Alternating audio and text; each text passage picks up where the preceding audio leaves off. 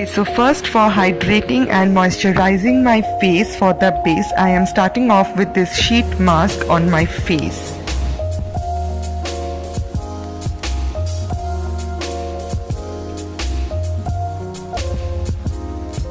And after 10 to 15 minutes, I removed my sheet mask and my skin is hydrated.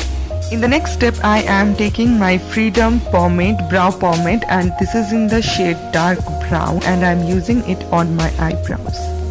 Then for my foundation, I am taking this Essence Matte Foundation. This is in the shade Sand and I am using it with my PAC sponge and using it all over my face.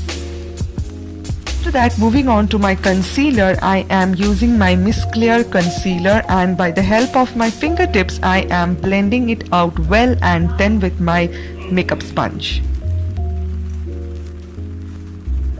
Then I am going to do a nose contouring. Now this is a very optional step. I am doing this for a structured look.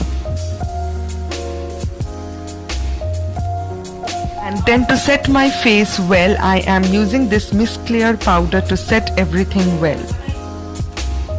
Then moving on to my eye makeup look, I took the Jaclyn Hill's Morphe palette and I took this orange peachy shade as my transition color. Then I took a deeper brown shade and I am just mixing everything well to make a smoky look. Then to make it more intense and smoky, I took a bit of black in it and I'm just blending it out. Then I am half cutting out my crease and in this area I just don't want to put anything like any color or something. I'm just keeping it bare. And then on my top lid, I am taking this glitter and I'm using this half just to put a shimmery look. The final look, these are the lashes from PAC Cosmetics and this is how it turned out. Then moving on to the rest of my face makeup, I am applying my Wet n Wild bronzer all over my face. And for my blush, I am using the Wet n Wild Icon Mini Blush. Then for my highlighter, I am using the Makeup Revolution highlighter palette.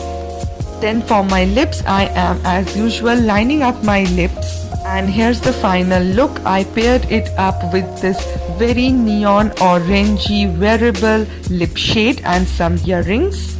And with this black bindi, you can pair up this makeup look in any occasion you want. And I hope you guys enjoy this video. Make sure to like, comment and subscribe to my channel if you haven't already. And I wish you all a happy Rakshabandhan.